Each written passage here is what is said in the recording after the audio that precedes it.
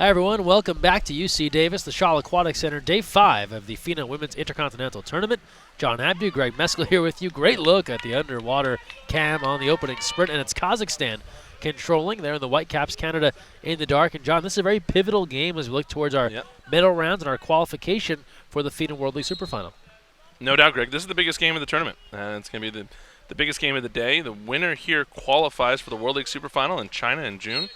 And a lot at stake here as both teams vying to be in that competition to continue their development this year. Kazakhstan yet to get a win here this week in Davis. Canada has gotten one. They were close to two last night. They really pushed Team USA. That was the closest the United States has come to a loss this week in Davis. And so conventional wisdom would say that Canada is the favorite here. But Kazakhstan did play pretty well in their game yesterday. And so actually, correction, Kazakhstan was a winner yesterday over China. So it's China who has been winless here so far. So Kazakhstan playing a physical brand of water polo yesterday, but it's Canada that's looked a bit sharper the last couple of days. Yeah, no doubt. But Kazakhstan's a dangerous team. As you see, big skip shot on the outside. That's Kelly McKee able to bury that shot, and we have a good Canada contingent here. Little Maple Leafs in the house.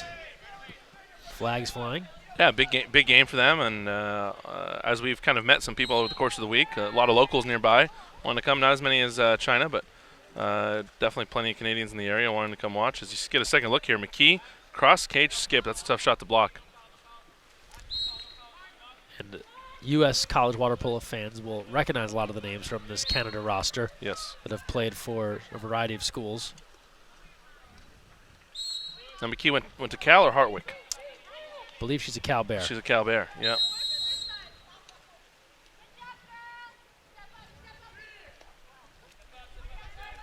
This is going to be the danger for Canada in this game. There's some pretty good shooters on Kazakhstan, and they're willing to take some risks. So either Canada's going to punish them for these bad shots, risky shots, or risky drives they take, or they're going to let them in, and this is going to be a close game. Opportunity here. Joelle Bakazi, former USC standout. Looking inside, big shot attempt there. The scoop delivery from Elise LeMay. It's off the bar. LeMay is a force inside, and she's tough to handle. Even last night in the USA-Canada game, if anyone other than Melissa Seidemann was matched up with her, it was a problem. Yeah. Melissa Seidemann maybe evens up that matchup pretty much with any center in the world if she's defending. But otherwise, LeMay, one of the best centers out there.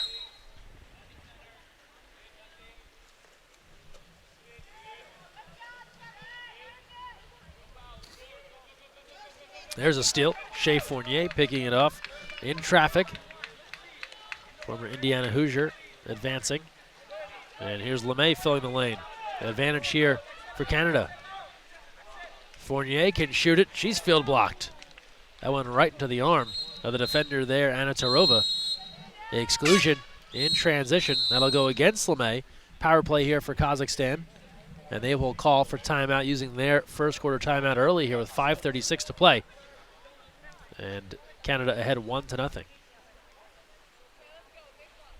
That's a big call there. So you see LeMay heading out, and Kazakhstan gets to set up a power play advantage here. And like I talked just a second ago about, Greg, these shooters. Watch for if you're watching on screen here. Watch cap number 11. Watch cap number 3. Some of these really skilled shooters for Kazakhstan. This is an opportunity for them to tie the game early on and get on the board. Anastasia Murshina has been a go-to scorer for this Kazakhstan team. Murshina, one of the best shooters in this tournament, period. Really. And if I'm Canada right now, I'm paying a lot of attention to her. And you see her lining up right there, number 11, at the 4 position. It's generally where you put one of your best shooters, so we'll see how they attack this. And here's Murshina. She'll get a look. Top of the perimeter. Comes near side now. 6-on-5 advantage here for Kazakhstan. Opening moments of the first quarter. Canada ahead 1-0. Lost the handle. That was Ayjan Akalbayeva. Never really got a good grip on that one. Sailed it high, and the power play goes by the boards. Yeah, not the look I think they wanted out of this. Rushed it a little bit. They were in a good formation, good shift. One more pass over to Murshina in the middle, and that could have been a goal. 3 minutes gone by, first quarter, 1-0, Canada leads. Entry, and that's Axel Crevier working for the ball. and it'll turn over. Contra foul there. One of the interesting things, just coming from a coaching perspective, a lot of times you see these players, hey, don't grab unless you have to, and that's another one of those situations specifically there. Did she really need to throw her elbow back? Did she really need to be grabbing the suit? She probably could have had the matchup alone, just cleanly holding good position inside. Just instinctual to grab if that's what you've been doing? Yeah, and in some ways it's leverage to keep yourself afloat, so sometimes it's a fitness issue or a leg strength issue or balance issue. And you're compensating by grabbing or holding as opposed to just using your base fundamentals to maintain your position. And I think that's something that all players need to learn, but you can see Canada could do a better job of that as they try to advance here. Nice save there. Yeah, able to kind of redirect it. It ends up going out of play. Jarkin-Baeva on the stop and kind of pushed it away from the cage as opposed to trying to gather it in, and it does lead to another possession here for Canada. She definitely made it look athletic. Yep. Right?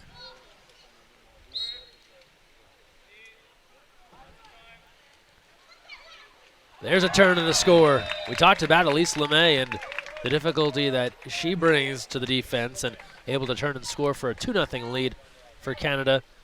This is a new-look Canada team and bringing some younger players as we see a second look here at LeMay. And she's one of the newer faces in recent years, able to put this one home. Yeah, and you got to love that play. A dry pass to the center. And she did a good job. LeMay showed her hand, and usually when you show your hand as a center, that means you want the ball dry as opposed to wet. If your hand's in the water, it just means put it in the water. She put her hand out of the water, got the dry pass, turned, lay down on her back, and put it away. And that's a real classic water polo play. Not a lot of teams still use that, but when you have an overpowering matchup like LeMay there, it's a good go-to. So good play for Canada. The exclusion. So Marina Radu is excluded. Radu, someone who's been in the Canadian national team pipeline for a very long time. Very long time. For as young as some of these athletes are, she is a veteran on this team. As Gaudreau comes up with it after they kill off the power play. And a lot of the names you think back to the Canadian teams, the Eggins sisters, Christina Alagbo, Katrina Monton.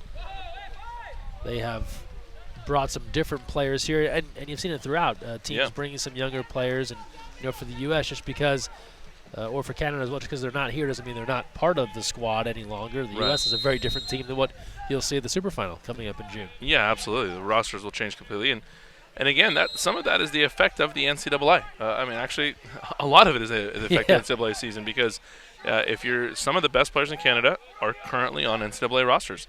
And if they're competing in the national championships next week or trying to finish up finals, where you were just talking to Coralie Simmons up at Cal, this is finals week. They literally, she said she has to administer 32 finals, proctor 32 final exams because of the NCAA tournament on the road. Wow.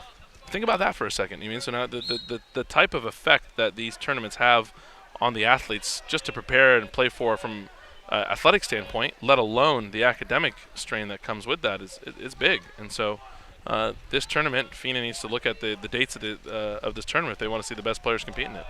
Goal sells high there. You think about some Canadians, Kindred Paul, Emma Wright, ones that are still in the mix collegially here. And we don't know what Coach Paradella would have done, but presumably they would have been in the mix here for inclusion. You talk about scheduling, and that's another thing that's difficult. We know, at least in the United States, the jigsaw puzzle that is scheduling games and events and tournaments up against all the high school action, club action, national team action. Then when you bring in 6, this could be an 8-team tournament, Absolutely. right? Some teams aren't able to go for whatever reason. You try and figure out that whole puzzle. It is a daunting task. No doubt. This could be a 12-team tournament. This is the Intercontinental Cup is all countries outside of Europe, right? That's the way it's been defined as you see the exclusion being drawn. And we'll get a timeout called by Team Canada. Exclusion there against Kazakhstan on Marshina. Marshina left no doubt on that exclusion. made sure. Got her money's worth. She did not look at anybody. Took the exclusion and swam with her head down straight to the box. But we're talking about any team outside of Europe can compete in this tournament, right? So there's only 6 teams here. There's a lot of countries that play water polo other than these 6 outside of Europe. So you're talking about where's Mexico, where's Puerto Rico, where's Trinidad and Tobago, where's Argentina, where's Brazil, teams right? we've seen where's in the Colombia, past. where's Venezuela. there's different teams that have competed. Venezuela competed in this event in 2014 while we hosted this at Riverside Community College, and we were on the same call together then, Greg, 3 years ago. So, I think there's a lot to be said about timing on these things and how we can get more countries involved, and that's something FINA should be looking at. Yeah, we saw Brazil last year in Texas, of course, as they geared up to host in Rio. And I was just talking on the Ioana side, let alone New Zealand, right? And Oceania can come to this, or any of those teams we're discussing as well. So see if they have the desire to build this up and make it something really reach its potential. Good look in front, right on the doorstep, out of the timeout. Kelly McKee slams it home. A 3-0 lead for Canada. And credit Dominique Perreault on the look. The lefty, number 10 inside. Takes the ball inside the 2-meter line on the shift, and nice lob pass directly into the two-post McKee for the redirect. Big goal for Canada as they build this 3-0 lead. Again, they are going for the qualification here to be in China in June for the World League Super Final. And we talked about it earlier this week, but this was a team that was so close to qualifying for Rio last year. They were right there at the Olympic qualifier and lost a heartbreaker in Gouda, the Netherlands, keeping them out of the mix. They've had a talented team. They've had a lot of quality players over the last couple of years. It just hasn't been realized in the results they would have liked. That's off the bar. Long rebound. It'll stay with Kazakhstan. Yeah, and we talked about this with Japan earlier. You can have good teams, you can play a fun style, you can do different things, but this is the highest level of water polo in the world in the sense of the stakes, right? International water polo, and unless you get the results, there's going to have to be changes and different methods because results matter here. Minute to play here, first quarter. Lob attempt, they'll score it. A bit of a circus shot there, flipped it up off the post. And the official on the far side, Steve Rotsart, that's enough to count for a goal from his perspective.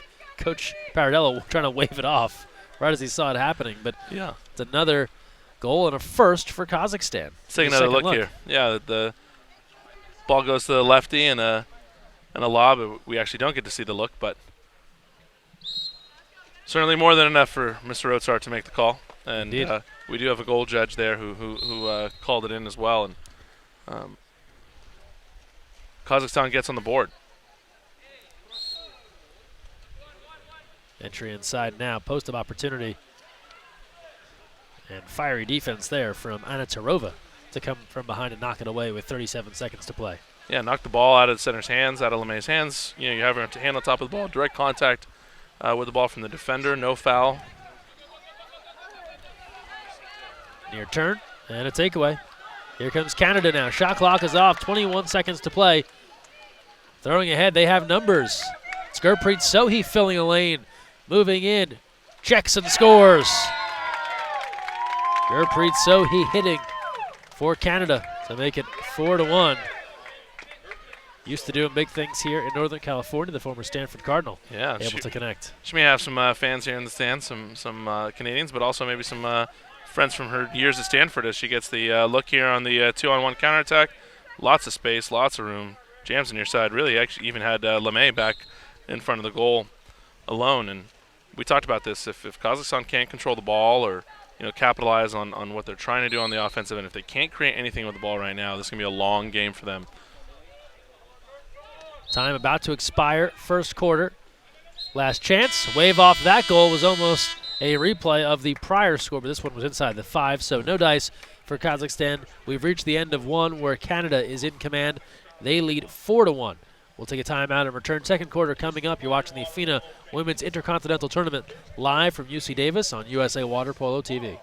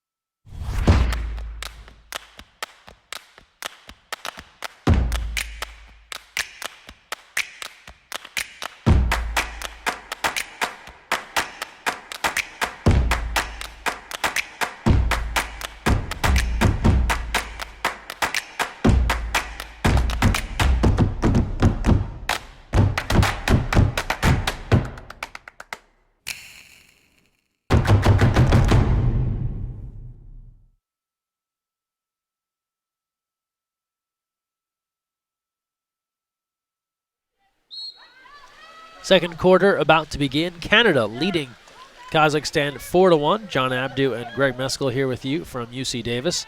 A battle for that sprint, and they'll award it to Kazakhstan. Canada with a strong start, ahead 4-1 after 1 quarter of action.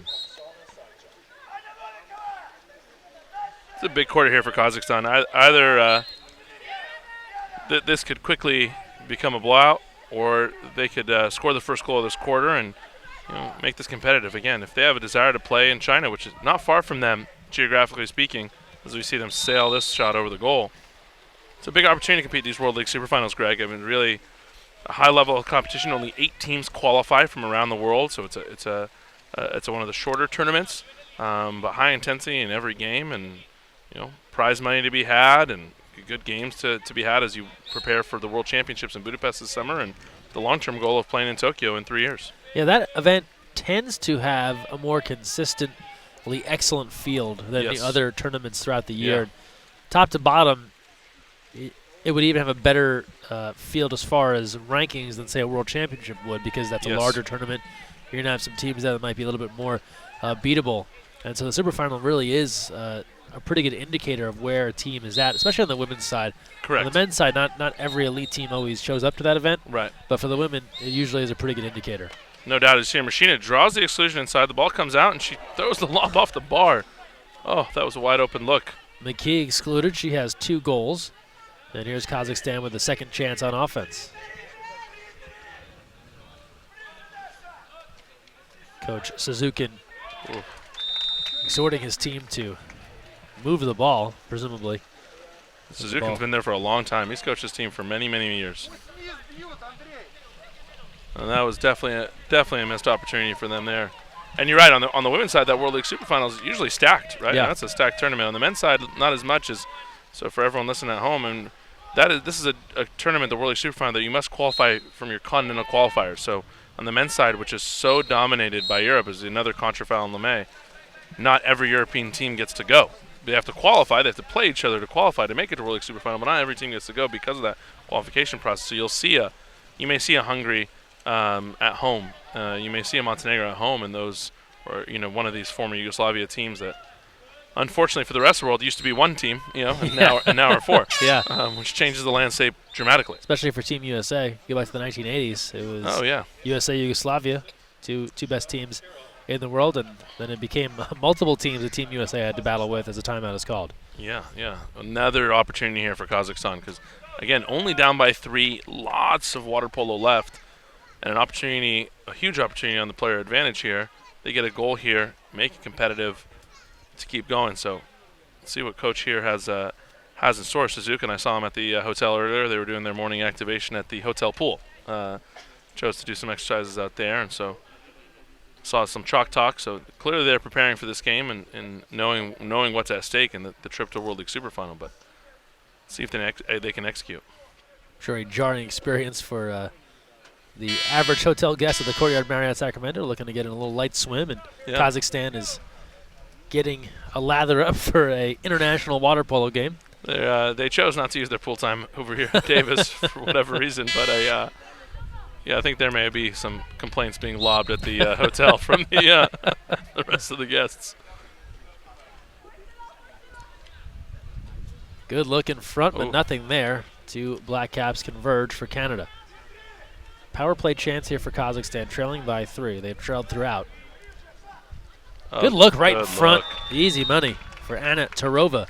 And it's a 4-2 game. And they tried it once. She didn't like it. Yeah. They went back to it. Second time was the charm. And Novikova really with a great look. She got it real big on her legs, locked the goalie, and then found the post.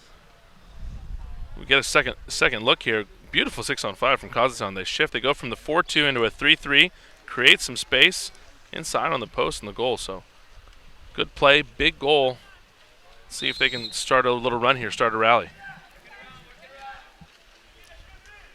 Trailing by 2.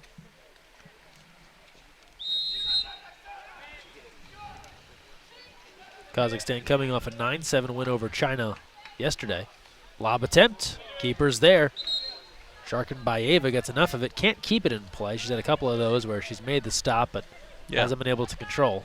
Yeah, it's always a sign of a good goalie, right? To make the great save, but also keep it in play and keep it, retain possession for your team. But she's making saves right now. As long as she can make stops consistently, she's going to be okay. But Beautiful backhand, LeMay. We've talked about her a lot in this first half, and she just holds position and is able to rip that backhand. yeah, LeMay with the backhand there. Tarova caught on the wrong side, so a little plus-minus there for Tarova, right? Scores the goal for Kazakhstan and then comes down and gives up the goal out of 2 meters. You see that matchup there inside, Tarova against LeMay. Ball comes in and no pressure from Tarova on that. A lot of coaches there will instruct to take the foul, right? Take the exclusion, keep them from scoring the shot so you can play your advantage. Maybe your percentages are better, but that's a tough one to give up immediately after scoring for Kazakhstan.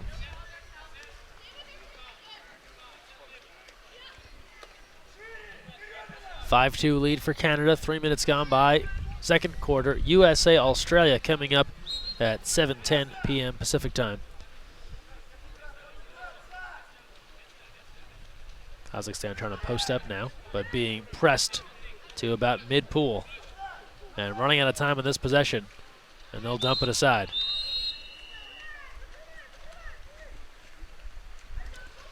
And Jessica Gaudreau will come out to retrieve this one.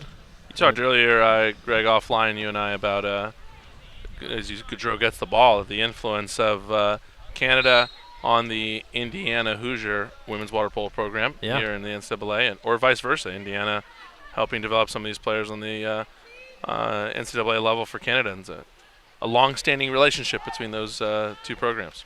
Yeah, some of the best players in Hoosier history have been Canadians. Yes. Yeah. Brand new coach this year for Indiana, Ryan Castle, as they are playing host to the NCAA tournament, unable to qualify out of the CWPA, and it's always a difficult tournament, as you know full well. Yep. But they will they'll be the host next weekend.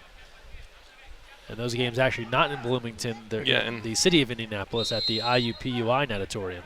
That's right. And Ryan Castle, if you're watching right now recruiting, give us a shout there on Facebook Live. You may be doing some scouting, as we've already revealed the very not well-kept secret that Canadians like to go to Indiana. It has been an established pipeline. Yes, sir. And not to say that Canadians haven't gone elsewhere. Of course, Cal, we know, has also been a nice landing spot for some Canadians. I believe LMU in the past, USC. Hartwick, you kind of see them all over now. Actually, there's a Canadian girl playing at Bucknell this year, University. And again, what a lot of athletes are finding on the women's side here is if they come to the NCAA, you're going to get to play in a very, very competitive, like we said, potentially the best women's water polo league in the world. And on top of that, be able to pursue your education and have the resources and access to sports psychology, strength and conditioning, athletic training, all these different components of an NCAA program. A little over 3 minutes to play. First half, 5-2 Canada. We talked college yesterday on the counterattack as well. New program starting. Austin College in Texas, they have a new head coach, Mark Lawrence, named head coach for the men's and women's water polo programs. They're going to be getting started there, bringing varsity water polo back to the state of Texas for the first time, I believe, since the 70s. So a long time coming there for Texas. We couldn't be more excited. And right now, probably not a lot of people in Texas watching this game, Greg, for the simple fact that it's the state high school championships in Texas happening this weekend. And so lots of water polo going on in there. We couldn't be more excited for Texas and what's happening for them on the high school level, and to have Austin College now, a varsity Division III program in the area. Just the untapped potential that's happening, that's there in Texas is really exciting to think about. And if there is one full circle moment, it's that those Texas high school state championships are occurring at the Louisville Aquatic Center, where this very event was held last February. Look at you. That's putting the piece all together. Nice save there, Gaudreau.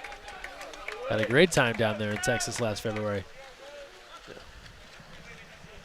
And then again, we were there as a yellow card awarded to Coach Paradello of Canada back there prior to the Rio Games in Houston. So Texas has been a great spot for water polo. 1:40 to play. Second quarter, 5-2 lead for Canada. Yeah, Canada not really able to extend this just yet. But no, in plays like that, they're giving away opportunities. Just a bad pass.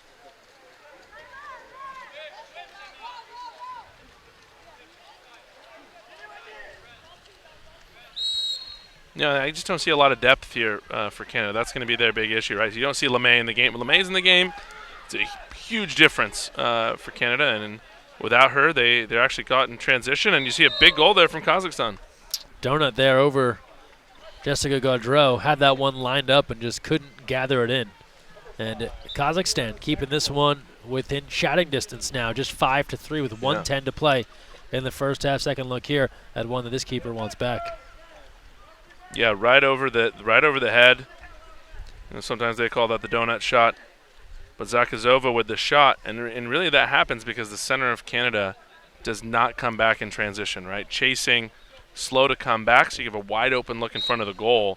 And immediately after that goal, you see LeMay come back in the game and that substitution. So, you know, Canada's going to rely on her heavy. Kazakhstan would be wise to make LeMay work, maybe try to get her in foul trouble and keep her out of this game. And I wonder a bit, too, for Gaudreau, not the brightest day we've had this week in Davis, but if there's a little bit of a glare there definitely seemed to be on that side. Shot. Yeah, definitely on that shot. Here's LeMay.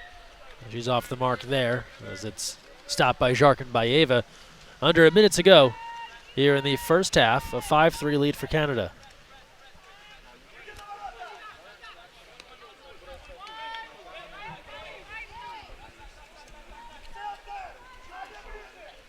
Kazakhstan working now.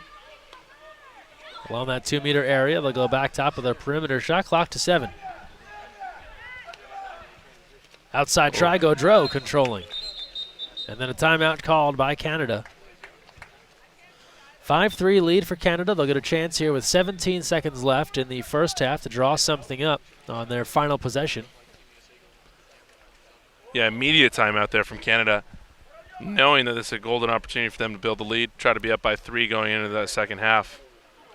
Again, a lot at stake in this game, more so than any other game this week, in the sense of that trip to China and being able to compete at World League Super Final. And this is a big deal for Canada as they begin their preparations. These teams trying to punch a ticket to the World League Super Final. There's Coach Paradello as the dry erase board out, working on this next opportunity. And credit Kazakhstan here. It seemed as if Canada was going to pull away in this game, and they've been able to hang in there, manufacture some goals. Canada, to their own fault, hasn't taken advantage of all the best opportunities they've had, and it remains a game here as we approach halftime. You know, the interesting part about calling the timeout there too, you know, smart call, and let's see if you can do it. But you got to make sure you don't make a mistake here. You don't turn the ball over, right, and turn this into a goal the other way. Let's see them run their set piece or commit a contra foul like they got away with there. But running out of time here, and they do turn it over. Yeah. So 6 seconds left. Nothing will happen offensively for Canada. Can Kazakhstan get a shot off? And they will not get an opportunity off, but they do cancel out the last attempt by Canada. And so it was 4-1 Canada after 1. Kazakhstan climbing back. They now trail 5-3 here at the half. We'll take a timeout and return. Third quarter upcoming from UC Davis as we take you under the surface here at the Shaw Aquatic Center. More to come. You're watching the FINA Intercontinental Tournament live on USA Water Polo TV.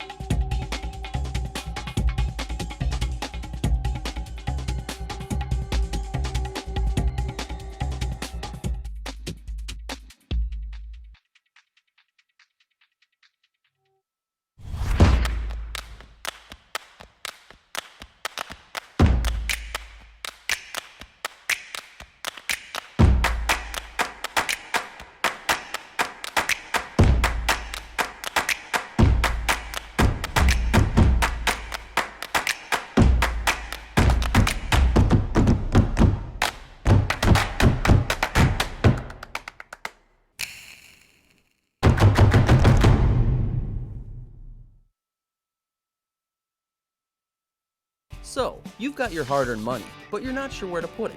Well, one of the best things that you can do is put it into a credit union. Credit unions are like banks, only better.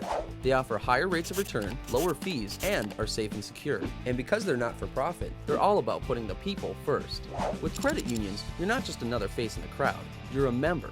And credit unions are member-owned and member-operated. Take control of your finances. Visit or contact Sea Air Federal Credit Union to find out all of the great reasons why you should join. You never know where the next Olympian might be coming from, but it could be water polo, and that starts with Splash Ball. Splash Ball is a program for children ages 5 through 9 designed to introduce them to the sport of water polo while promoting water safety. Improve swimming skills and learn a sport you'll love for a lifetime. For more information, visit splashballusa.org.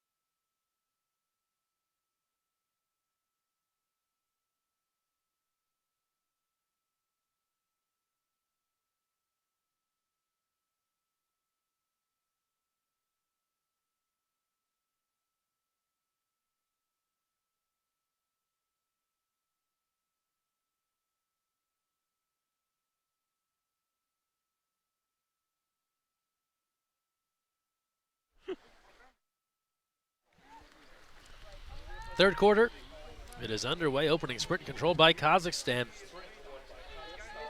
Qualification to the FINA World League Super Final on the line. John Abdu and Greg Meskel joining you here from UC Davis, just outside Sacramento in Northern California. Day 5 action. Medals to be awarded tomorrow. We start at 9:30 a.m. Pacific time. The 5th place game. Skip shot there is field block. Then 11 a.m. third place, and 12:30 p.m. is the gold medal game, USA versus Australia. Those two teams meet tonight as well in our next game at 7:10 p.m.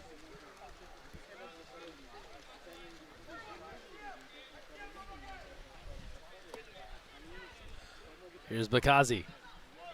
From the outside, off the post. A close one there. Yeah, first goal of the third quarter is going to make a huge difference. You always hear Greg Popovich talk about the first 3 minutes of the third quarter. Yep. This makes the game. Either it's going to be 5-4 and both teams and stressing, or it could be 6-3, right? And Canada feeling comfortable and confident. So it's really a big goal here. Ooh, big shot. Bounces off the bar. Rebound. Battle for it, and Canada controls.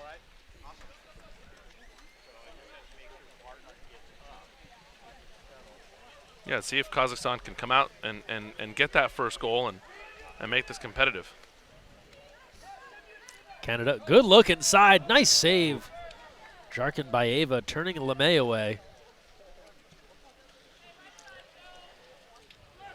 That was a big miss. I mean, that's a big opportunity.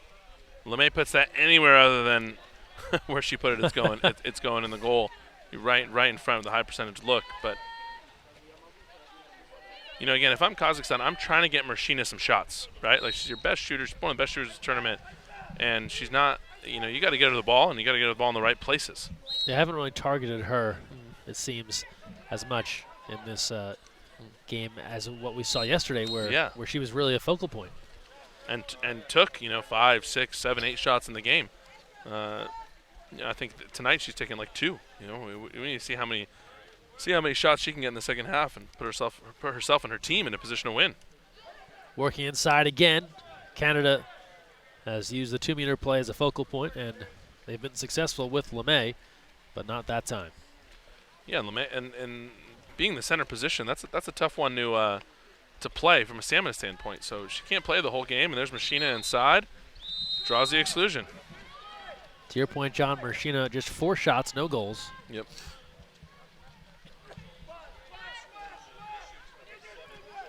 Exclusion on KAZ of Canada. Power play to Kazakhstan, and this is another pivotal chance to make it a 1-goal game. Couple of fakes, tipped out. And they'll say it was Gaudreau with the last touch.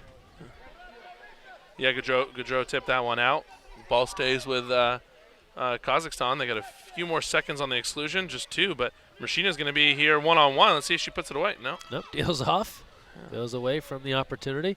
Sides now even. Bar down and out. A follow, a big tug of the suit, negating a follow opportunity there for Kazakhstan in front. No call, as that was Anna Tarova surging towards the ball. A lot of suit grabbing there to go, but just barred that shot out, and that's a big turn of events. Another nice save here, Jarkinbayeva, as business is picked up here in the third quarter on both ends of the pool. 4:40 to go. There's a 3-on-2 ahead. You can see Zakazova pleading to her goalie, put the ball up to the 3-on-2 so I don't have to swim on offense right now. We can get this goal, but instead they got to come down. 10 seconds left, and they're probably going to lose the possession. Shot clock to 8. Outside look, way high of the cage. Field block there from LeMay. Good defense on the outside there from the center. But now you've gone, this is dangerous as a coach. I used to dread this all the time. Now you've gone an 8-minute period. There's now 4 minutes have gone by with 0 goals. So that means all field players on the water right now are exhausted. Playing 4 minutes of water polo straight is really, really difficult. And so as a coach, now you got to think, do I need to call timeout? If there's going to be no goals, I got to stop this game. Entry, and it turns over again. We saw this yesterday with Australia-Japan, where there wasn't much to stop the flow of action because they weren't playing that physical. And by the end of the quarter, Australia looked a bit gassed compared to Japan, just from the up and down. And not that they're not a physically fit team, but it was a lot of end-to-end action with 0 stoppages. No, it's hard. Now we've gone into 4.5 minutes, and it just keeps going and going. And now I would think one of these coaches, potentially Canada, would call timeout after this possession if they don't have an advantage or a goal scored, just to get some fresh bodies in. Save there, Gaudreau. And Coach Paradella working his way towards the middle of the pool, but doesn't call a timeout. There's a wisdom to not call the timeout as well. Just thinking, because if you do call timeout, now you're giving that other team rest. So if you're at all ahead, right, in the fitness battle, you don't want to be the one to give them the rest with this timeout. But hopefully you get a goal here. You go up 6-3, and then you still get to sub. That would be the best case scenario for Canada. Look inside. LeMay turned away. Jarkinbayeva with a great save, and now it's Kazakhstan that blinks first, and they call for time with 2:56 left, and taking pity on these athletes after 5+ straight minutes of water polo. And that's when you also just see kind of the sloppiness pick up. It's hard to maintain. Passes start hitting the water. Yes. Shots are a little softer. Yes. And we get a little bit of a break here for both squads to regroup. Yeah, and the other option is to do like kind of what they call like a hockey substitution, right? Put someone in the exclusion area and sub someone out, but then you're just really wasting possessions. So it's this kind of like chess game of waiting game. Can we get a goal and do we just get that, or do I lose a possession so I can substitute a fresh body in there? But then you're only getting one fresh body in. It's it's an interesting take, but that was 5 minutes and 4 seconds straight of no goals, right? So a lot of swimming for both these teams, and if Kazakhstan can score this, they can make it a 1-goal game. I guess we missed that exclusion too, huh, Greg? LeMay's in the box, and it's a power play for Kazakhstan. Yeah, I did not see that call. LeMay excluded. 6-on-5. Kazakhstan happy about this. But knocking on the door, it's 5-3. That's been the score since halftime. Tough angle there. Tries to thread the needle through a forest of Canadian arms. It goes off the post, and a rebound controlled by Kazakhstan. Sides come even. Got not the look they probably wanted off the timeout. Really high level of difficulty on that shot, and again, not getting their best shooter the ball. And I hate to make it sound so simple, right? But you want to get your best shooters the ball in the right positions and give them as many opportunities as you can. 2:15 to play in a fast-moving third quarter, devoid of all scoring. A fake drive there on the near side, and then a takeaway. Well, not so fast. Fournier thought she had a steal to stay with Kazakhstan. And the shot clock will expire, so the turnover happens regardless.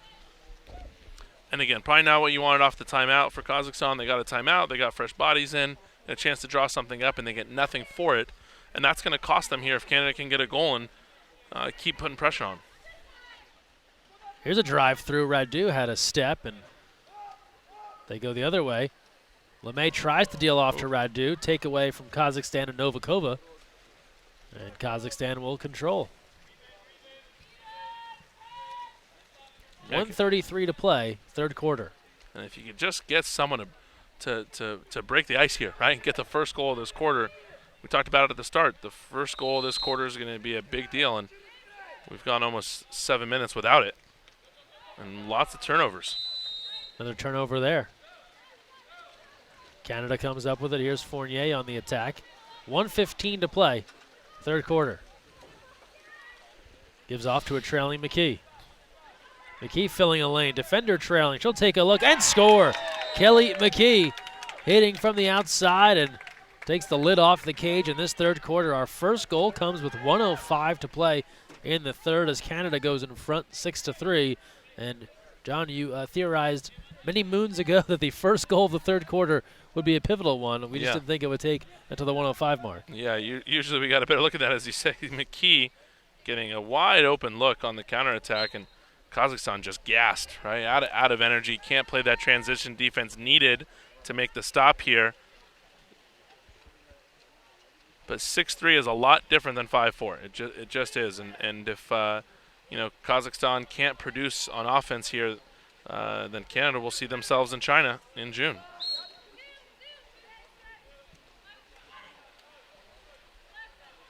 Kazakhstan, low skip and enough time for Gaudreau to come over and knock it down with two hands.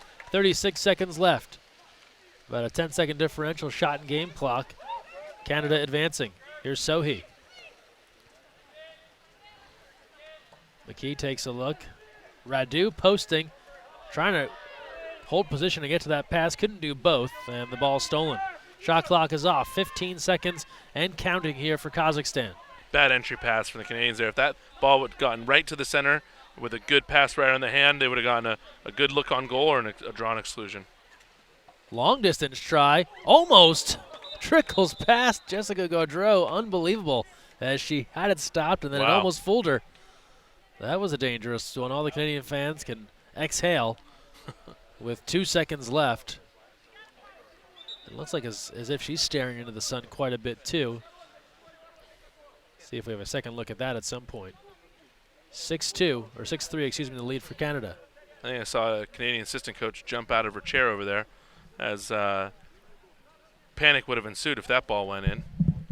But quick timeout from Team Canada, see if they can draw something up with 2 seconds. Remember, in these FINA rules, you have 1 timeout per quarter. So if they don't call that timeout, it does not carry over to the fourth. So you may as well take the risk. You may as well put something up, and even if it's got a 3% chance of going, you got to take the risk. You got to do it with the way the rules are put on the timeouts. So 2 seconds left here in the third. Last chance in this quarter for Canada.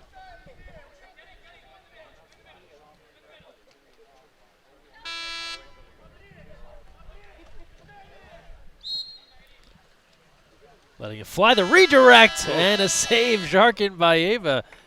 A couple of exciting moments here at the end of the third, near goals that don't go in. And we come to the end of 3. It's Canada 6, Kazakhstan 3. Only 1 goal in that third quarter.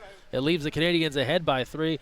We step aside and return with the fourth quarter here. Qualification on the line for the FINA World League Super Final. Stay with us. You're watching live from UC Davis on USA Water Polo TV.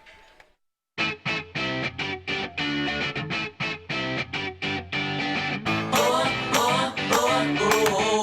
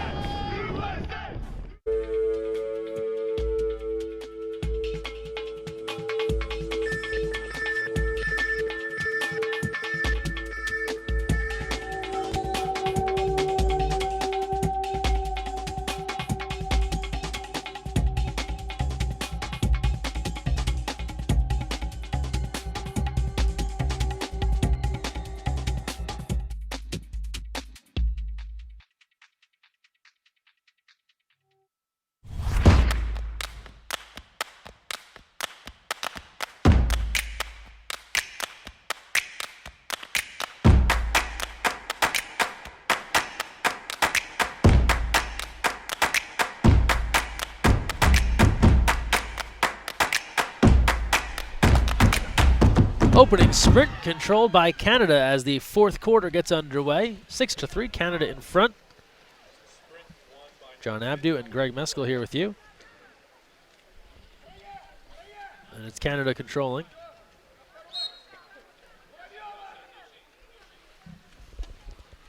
So if you're Kazakhstan here, John, now running low on time, just 1 quarter to play. Yep. Held scoreless in that entire third.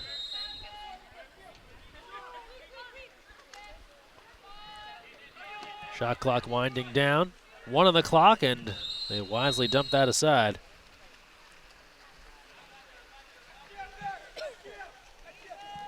Yeah, there are not a lot of possessions to waste here for Kazakhstan. They need a positive possession on each end.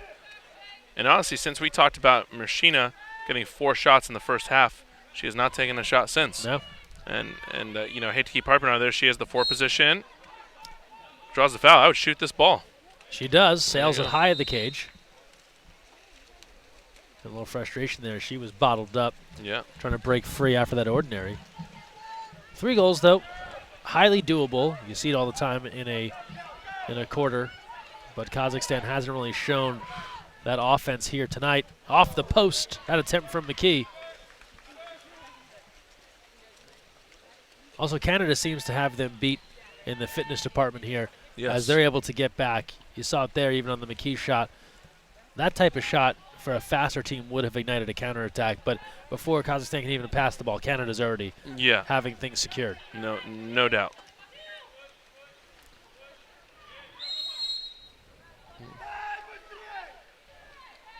Ordinary foul.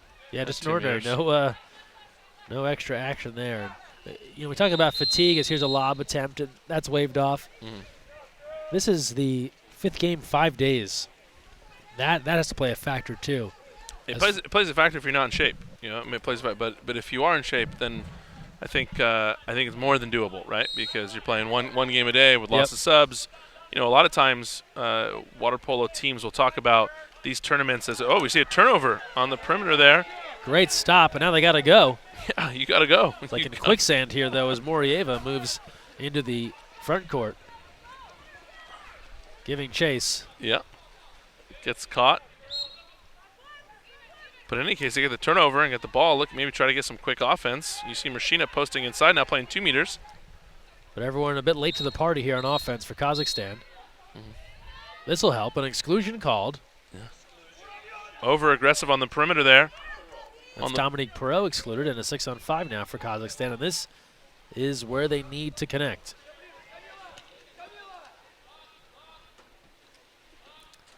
Here's a look, field block. Big field block. A rally in front, it comes free. That's knocked away. Gaudreau with a nice save with the right hand. It'll stay with Kazakhstan. Sides coming even with a new shot clock now. That was a big block there from Gaudreau inside. Wow, I mean, just an unlucky bounce of the ball, right? Comes back after a good field block, and she makes a save to preserve the defense there.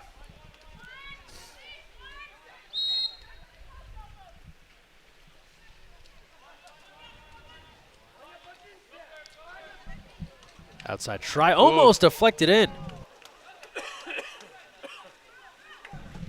Now a long outlet pass. Here's a counter.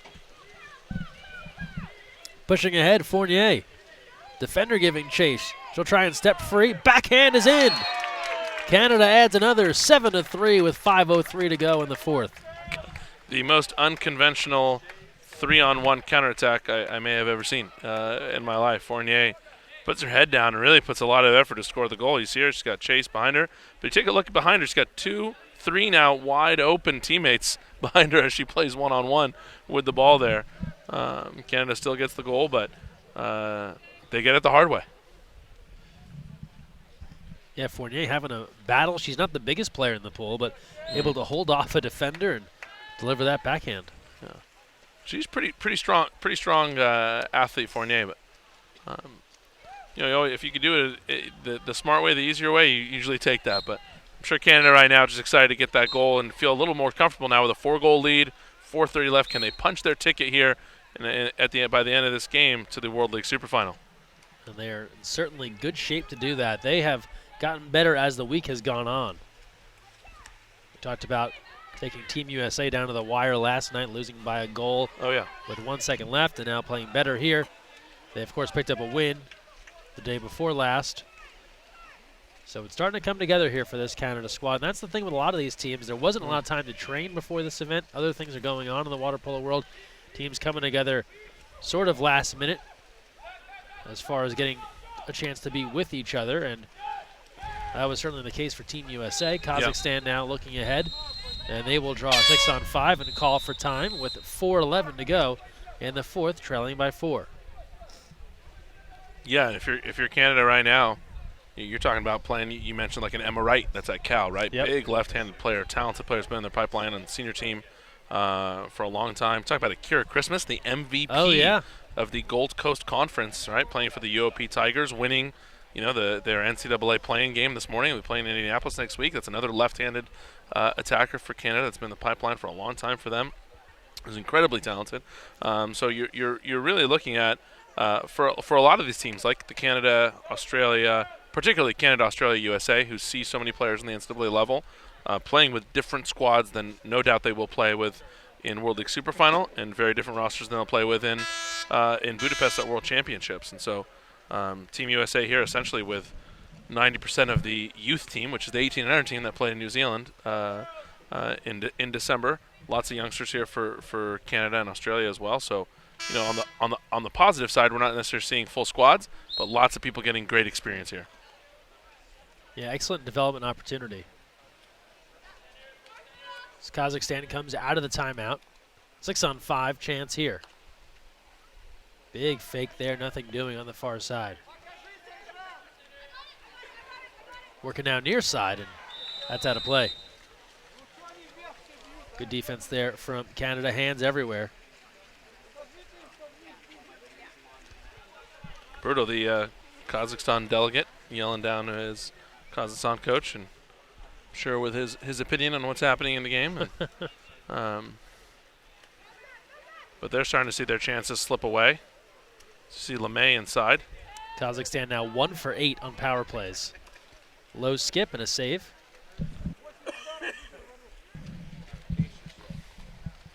And that's the whole game right there, right? You're 1 for 8. You're down by 4. You don't need to score all 7 of the ones you missed. You just need a few of those to go your way. And you're talking about being back in the game. Ooh, near redirect. That would have been something to see. Gaudreau is there to stop it. That would have been a SportsCenter top 10 kind of play. Indeed. A little creativity there from Kazakhstan on offense to try and catch Canada off guard. You're right, we talk about exclusions all the time and the idea of not getting them all, but how about 40%, 50%? Right. Shot attempt there, tipped out by Jarkin Baeva. You have that here, and it could have changed the outcome of this game. No doubt. Yeah, let's just put it in an example. You go 50%. They go 4 for 8. That's 3 more goals. That's 7-6 right now. And you still have 2:47 to play. It's a completely different game. Not to mention how that changes how you're playing defense as well. You score one of those 6-on-5s. Now you're lining up to play defense. Maybe Canada doesn't get one of those counterattack goals they got before. So there's so much that goes into scoring that ball on 6-on-5 on that player advantage. Again, not just the goal, but how you're controlling the offensive end.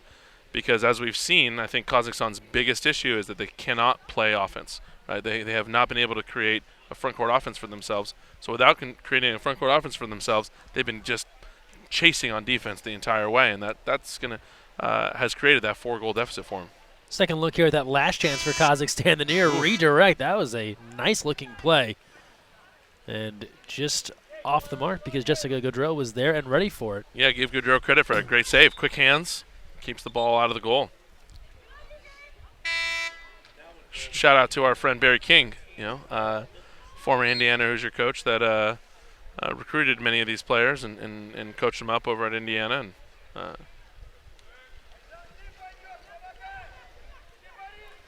Coach BK to tune into a webcast from time to time, so if he's watching, hello. Yeah. 2:35 to play in the fourth. 7-3, Canada leading Kazakhstan. That should be an exclusion. It is not. Anytime you see, and the reason I say that is for those is because you can really probably clearly see here on the webcast anytime there's a grab, of the suit used to leverage, committing that foul or to get the ball, it should be an immediate exclusion. That was pretty obvious right there on the screen. But 2:10 to go, fourth quarter. Kazakhstan headed to the wrong end of this one, and Canada on their way to qualification for the World League Superfinal this June in Shanghai, China. There's a ball under call. Aggressive defense. Dominique Perot getting on top of the offensive player to force that ball under. That is definitely a ball under. No questions asked there. But again, another bad pass into the center, right? You know, we talked about that. Center entry pass has to be really accurate.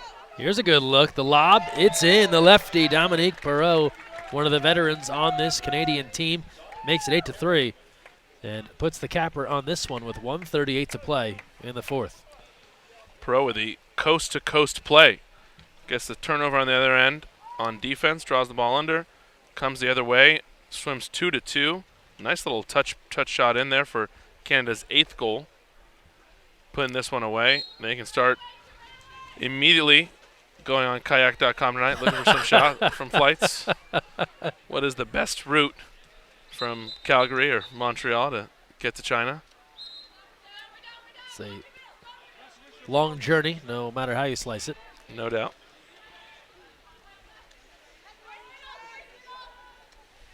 Right in front, Wow. Monster field block. Perot feeling it right now. Yeah, Lots of she is defense, lots of offense. Locked in right now. Another opportunity here for Kazakhstan. Low skip there. Gaudreau ends up gathering with 1:04 to play. And another power play for Kazakhstan goes by the boards. Yeah. They have only one place to look when they want to find out the story of this game and kind of find out what happened.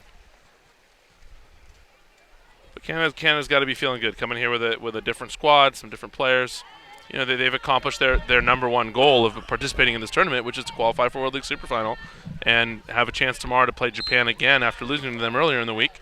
They'll get a second shot at them tomorrow to play for a third-place game for a bronze medal game here at 11 a.m. Pacific time here in Davis. And so for them, this is a big win, a real big win for Canada. They accomplished that goal and maybe even walk out of here with a medal tomorrow. And we'll have that game and all the games tomorrow right here live for you at facebook.com/USAWP, so make sure you tune in. Starting at 9:30 tomorrow morning, we'll have the 4-time Olympic medalist Brenda Villa joining us on the color commentary. Big upgrade tomorrow as for your cover commentary. Greg, looking forward to going back to my secondary role of running this tournament. But number one goal would be to be on the mic with you at any given moment. But well, that's the final horn. 8-3. Canada wins it. Don't worry, we've got more water polo to talk about. The Canadian squad has punched their ticket to the World League Superfinal. They're moving on, and they'll play for bronze tomorrow. The final score, 8-3. We mentioned Kazakhstan really struggled on the 6-on-5. They go 1 for 9. Canada's 1 for 1 in limited opportunities. Elise Lemay with 2 goals. Jessica Gaudreau, 10 saves. Kelly McKee added 3 goals as well. For Kazakhstan, they struggle on offense.